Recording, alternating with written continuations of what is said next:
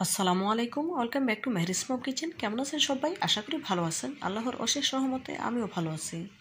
বন্ধুরা, ফিরে এলাম নতুন আরও একটি রেসিপি নিয়ে। আজ আপনাদের তৈরি করে দেখাবো ফ্রোজেন করে রাখা তালের রস দিয়ে তালের বড়া পিঠা। আশা করি রেসিপিটা আপনাদের অনেক বেশি ভালো লাগবে। তো বন্ধুরা, না টেনে পুরো ভিডিও জুড়ে সাথে থাকার অনুরোধ রইল। চলুন পিঠা তৈরির মূল প্রসেসে যাওয়া যাক। তালের বড়া পিঠা তৈরি করার জন্য এখানে 4 কাপ ঘন তালের রস নিয়েছি। দিয়ে দিলাম পরিমাণ মতো লবণ, 1 কাপ কোরানো নারকেল, দেব 1/3 কাপ চিনি। যেহেতু তালটা অনেক বেশি মিষ্টি ছিল সেজন্য আমি অল্প পরিমাণে চিনি অ্যাড করেছি। আপনারা যদি এর থেকে বেশি মিষ্টি খেতে চান সেক্ষেত্রে চিনির পরিমাণ বাড়িয়ে দেবেন। যে যেমন মিষ্টি খেতে পছন্দ করেন সে অনুযায়ী দিয়ে নেবেন। হ্যান্ড উইক্সের সাহায্যে খুব ভালোভাবে নেড়ে মিশিয়ে নিচ্ছি। এভাবে করে নাড়তে থাকবো যতক্ষণ না পর্যন্ত চিনিটা পুরোপুরি গলে যাচ্ছে ততক্ষণ। তালের রসটা আমার ডিপ ফ্রিজে সংরক্ষণ করা ছিল, 2 ঘন্টা আগে নামিয়ে নর্মাল করে নিয়েছি। চিনিটা যখন পুরোপুরি গলে গিয়েছে তখন এর সাথে অ্যাড করে দিচ্ছি 1 কাপ শুকনো আতপ চালের গুঁড়া। আবারও হ্যান্ড উইক্স দিয়ে খুব ভালোভাবে মিশিয়ে নেব। 4 কাপ ঘন তালের রসের সাথে আমি 2 কাপ শুকনো আতপ চালের গুঁড়া অ্যাড করেছি। প্রথমে আমি 1 কাপ দিয়ে খুব ভালোভাবে মিশিয়ে নিচ্ছি, পরে আরও 1 কাপ দেব।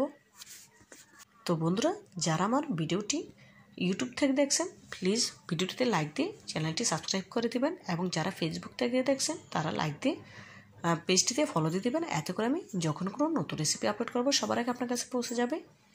এই কাজটি যারা অলরেডি করে নিয়েছেন আপনাদেরকে জানাই অসংখ্য ধন্যবাদ। দেখুন বন্ধুরা, আরও 1/2 কাপ শুকনো আতপ চালের গুঁড়ো অ্যাড করে দিয়েছি, পরে আরও 1/2 কাপ দেবো। মোট আমি এখানে 3 বারে 2 কাপ শুকনো চালের গুঁড়ো অ্যাড করে দিয়েছি। নেড়ে খুব ভালোভাবে মিশিয়ে নিচ্ছি। দেখুন এই পর্যায়ে তালের বড়া পিঠার জন্য ব্যাটার রেডি হয়ে গিয়েছে। হ্যান্ড উইক্স তুলে নিলাম। এদিকে চুলে একটি প্যানে পর্যাপ্ত পরিমাণে তেল দিয়ে গরম করে নিয়েছি। এখন বড়া পিঠার ব্যাটার এক এক করে দিয়ে দিচ্ছি। প্যানের চতুর্দিকে ঘুরিয়ে বড়া পিঠাগুলো দিয়ে দিচ্ছি, যাতে করে একটা পিঠার সাথে আরেকটা লেগে না যায় সেজন্য। পিঠাগুলো দেওয়ার পর গ্যাসের ফ্লেম মিডিয়াম হিটে করে দেবো। হাই হিটে করে পিঠাগুলো ভাজা যাবে না, এতে করে ওপরটা কালার চলে আসবে আর ভেতরটা কাঁচা রয়ে যাবে। আবার লো হিটে করেও ভাজা যাবে না, এতে করে পিঠাগুলো অনেক বেশি তেল শুষে নেবে। সেজন্য শুরু থেকে শেষ পর্যন্ত গ্যাসের ফ্লেম মিডিয়াম হিটে রেখে পিঠাগুলো ভেজে নেব। দেখুন উল্টে পাল্টে পিঠাগুলো ভেজে নিচ্ছি। এভাবে করে উল্টে পাল্টে পিঠাগুলো ভাজতে থাকবো যতক্ষণ না পর্যন্ত পিঠাতে গোল্ডেন ব্রাউন কালার চলে আসছে ততক্ষণ।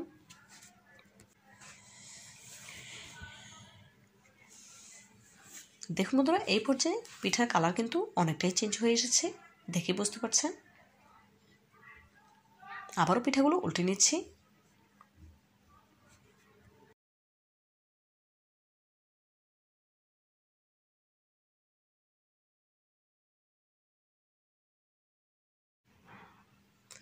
দেখুন বন্ধুরা, পিঠাগুলো আমি আবার উল্টে নিচ্ছি।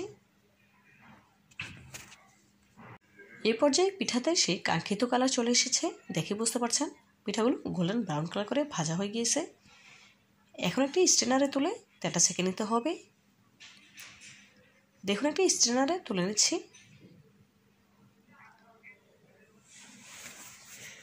তেলটা সেঁকে নেওয়া হয়ে গেলে তুলে নেব। অবশিষ্ট তেলে আবারও পিঠার ব্যাটার দিয়ে দিচ্ছি। দেখি বুঝতে পারছেন, একই প্রসেসে প্যানের চতুর্দিকে ঘুরে পিঠাগুলো দিয়ে দিচ্ছি। এভাবে করে পিঠা দিলে একটা পিঠার সাথে আরেকটা লেগে যাবে না, পিঠাগুলো খুব সুন্দর হবে। পিঠাগুলো উল্টে নিচ্ছি।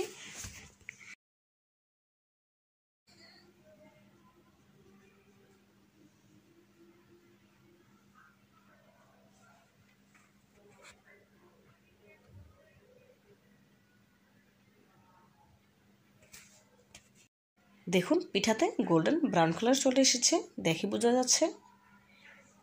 এখন আবারও স্ট্রেনারে তুলে তেলটা সেঁকে নিতে হবে।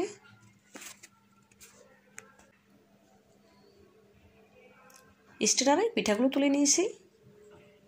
এইভাবে করে একই প্রসেসে সবগুলো পিঠা ভেজে নেব। সবগুলো পিঠা ভাজা হয়ে গিয়েছে। এখন একটি সার্ভিং প্লেটে সার্ভ করে নিয়েছি। মাশাআল্লাহ, দেখুন ফ্রোজেন করে রাখা তালের রস দিয়ে তালের বড়া পিঠাগুলো দেখতে কতটা সুন্দর এবং লোভনীয় লাগছে। দেখতে যতটা সুন্দর হয়েছে খেতে ততটাই সুস্বাদু। আপনারা একবার হলো বাসায় এভাবে ট্রাই করবেন এবং খেয়ে আমাকে কমেন্ট করে জানাবেন কেমন হয়েছে। তো বন্ধুরা, আজকের মতো বিদায় নিচ্ছি। দেখা হবে নতুন কোনো দিনে নতুন কোনো রেসিপিতে।